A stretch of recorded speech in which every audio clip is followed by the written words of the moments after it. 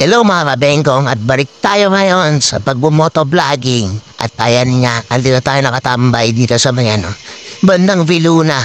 Viluna ba to? Dito sa may malapit sa may military Ewan ko kung anong klaseng military meron dyan. Basta nakapag-drop ako dyan. Tapos maraming boy na pumapasok dyan kasi lang ang layo ng pick up. Kaya eto nag-aantay tayo. Kasi mga pick up dito, mga nasa 2 kilometer, 1 kilometer mahigit. Ayan, so pili lang tayo ng pili mga kabengkong. Tinitignan natin, nakailang reject din ako dyan. Kasi halala ng pick up. At ayan nga, finally, meron na akong napusuan. Ayan, pasano si Del Monte yan gaya-gaya. So, pick up ko na kahit 2 kilometer yung layo ng pick up, kinuha ko na.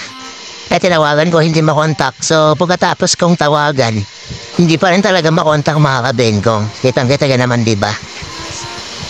Yan ang hirap minsan sa mga numero na na hindi makontak. Kaya ang ginawa ko dyan, nung hindi ko na makontak, siyempre, po kung gagawin natin dyan mga kabengkong? Eh di, hindi na natin makontak, diba? Kitang-kita nga naman. Kaya nakabang yung kamay ko. Diba? Nga pala, galing akong Baguio. May yung dun. Nag-drive ako 2 weeks siguro sa Baguio dahil dun sa incognito na ni Daniel, palabas ni Daniel. Ayan, kita niya naman, diba? Minessage ko na lang yung pasahero. Sabi ko, on the way na ako. So, sana hindi siya mag-cancel. At awa naman yung Diyos, maya naman, ayan, nag-reply naman yung pasahero. Maya ang konti. Kaya sinubukan ko pa rin kontakin kasi yan layo ng pick up. Sayang naman kung fake booking na ako, diba? Yun, nakuha ko na nga. At ayan na nga. Ayan na yung mga pasahero na yan.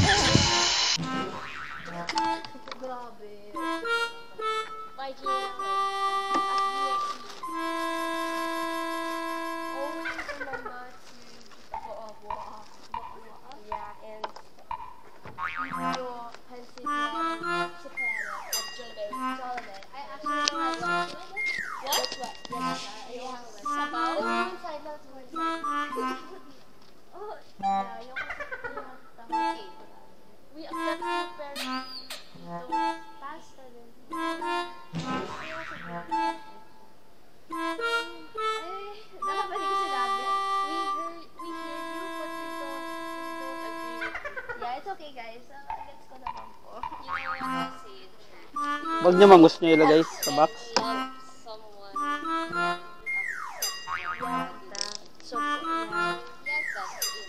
Ayoko dito sa adobo, sinigang. Pinoy ka ba? Dito, ayoko talaga sa Filipino food. Mate.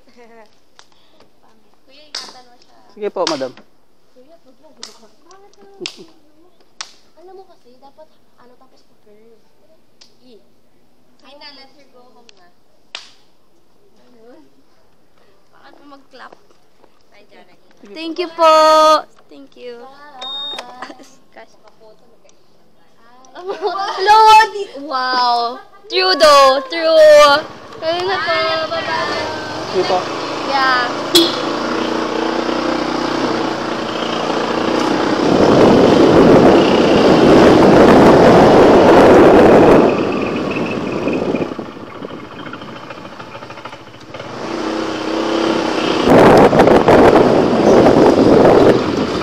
Kuya, pwede po dun sa bahay ko na po, kuya. Saan yun po? Diretso lang po kayo.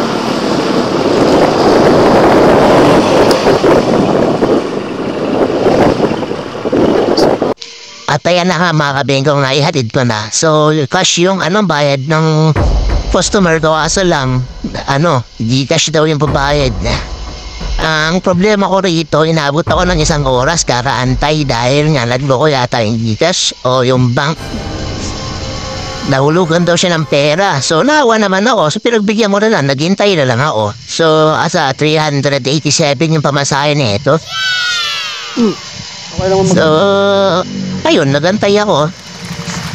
Sarado 400. Nagantay lang naman ako ng 1 oras. Pero ginawa niya namang 500 yung bayad niya. So, okay, alam mo rin.